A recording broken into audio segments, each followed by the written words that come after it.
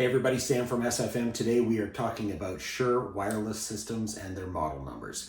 There's a lot of different numbers that go along to making these different packages, and knowing what each number means will help you avoid any problems with missing components or incorrect SKU numbers.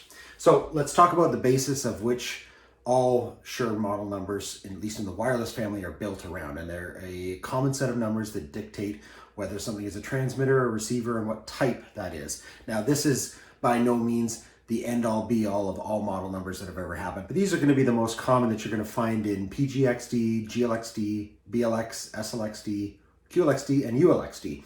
Axient does have a few things that are a little bit different, although there'll be a couple of these numbers that will certainly transpose over there.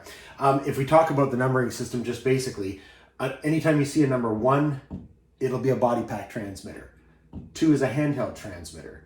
3 is a plug-on transmitter. Right now it only exists in the Axient family. As I say, there are some different ones there. 4 is a rack mount receiver. 5 is a body pack receiver. Now, technically this is now a discontinued product in the UHFR family, the UR5. Number 6 is a boundary mic. 8 is a gooseneck base. And then there's some unique ones. An 88 is part of the BLX family. This is indicating that it's a dual channel receiver. And then D and Q indicate dual and quad. The dual appears in both the SLXD and ULXD, as well as Axient Digital, whereas quad is ULXD and Axient Digital. So if we just take a look at some of the model numbers and break them down a little bit, let me move us over here a bit. So let's just start off at the bottom here. So with a BLX 1288/CVL, this is telling us it is in the BLX family. It has a body pack and a handheld, and it is a 2-channel. Now, in this case, we're only given some of the transmitter information, and that's that this is a CVL lav, but I know that this also comes with a PGA 58 transmitter, handheld. The last numbers of all the models will indicate the band in which it runs. We're not going to go through the individual bands because they are geographic, and you may have success with a band in one particular area and somebody else has a lot of interference in another. If we move up, BLX 24R/SM58. We know it's a BLX. We have a 2 and a 4, so this tells us that there's a handheld and a receiver. We know that that's an SM58 transmitter. The R here designates that this is a rack mount version of the BLX family. So there are 2 versions of BLX. One that is a little lower price, doesn't include rack ears, and then the second one has that R, which tells us it does include the rack ears. And again, at the end tells us the band that we would go with. SLX D14 153T. We know it's SLXD, force of habit. 14 tells me it's a body pack with a receiver.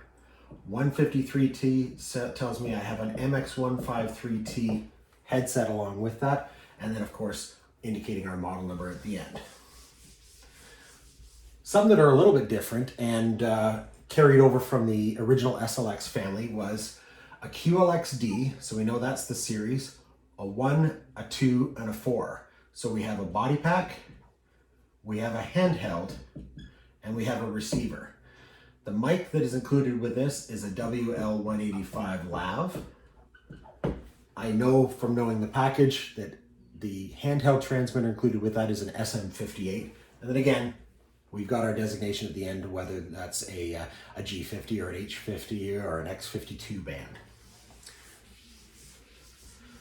Up to that point, BLX, PGXD, GLXD, SLXD, they order and are shipped in packages. When we get to QLXD and ULXD, even though there are SKU numbers that indicate a system, when we ship them from SFM, they're going out as components. And one of those components is this. So in a ULXD4, we have the ULXD series, and a 4 tells me this is just the receiver.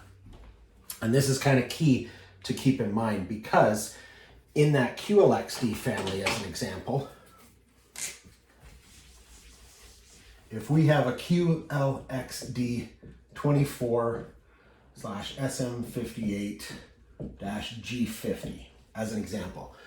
We're shipping on the packing slip or on the order confirmation, you will see this number, but underneath it will be indicating the components, a QLXD4-G50 and a QLXD2/SM58-G50.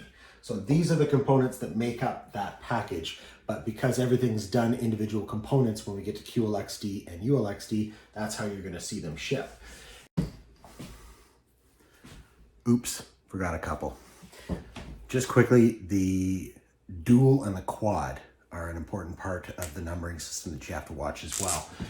The new SLX digital platform has a dual receiver, which will be an SLX-D4D, along with the appropriate band to go with that.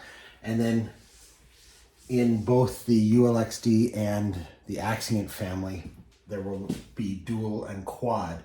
So ULXD4D is the dual 2-channel, and ULXD4Q is our quad channel. Axient, it'll be AD4D and AD4Q, respectively. Pretty key to knowing what the numbers mean when it comes to Shure Wireless. It seems a little confusing at the outset because there's a lot of them, but when you break it down by those numbers, it's pretty straightforward. If there's anything that I can help you with, any questions you might have about Shure Wireless, feel free to get in touch with me or any of the other SFM reps across Canada. Thanks for the time.